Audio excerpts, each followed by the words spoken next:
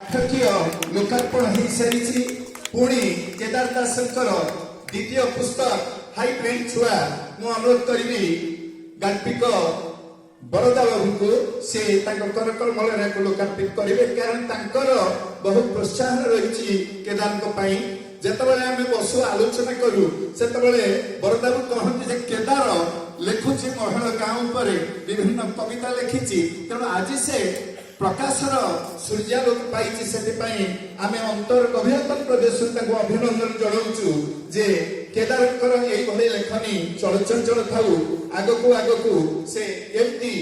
आमको भेटी दिंतु तेणु देखो माने से बहुत धन कोटिपति नुहति लक्षपति भी नुहति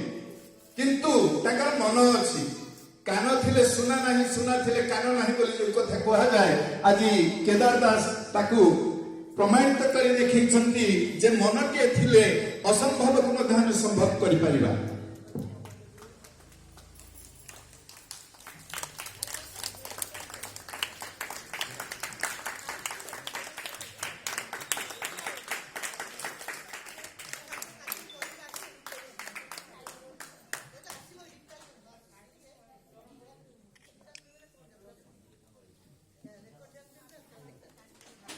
बहुत बहुत धन्यवाद। मो अनुरोध करी केदार जे दुई पद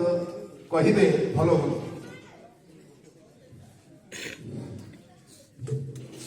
माननीय सभापति महोदय तथा मंचर उपस्थित समस्त विज्ञ व्यक्ति एवं कवि कवयित्री मु जेतेबेले तृतीय श्रेणी पाठ पढ़ुली सेतेबेले आम विद्यालय गोलेख चंद्र बारिक जड़े शिक्षक थे से तृतीय श्रेणी पाठ पढ़ुता असहयोग आंदोलन अच्छी बक्सी जगबंधु पाइक राय एमती अनेक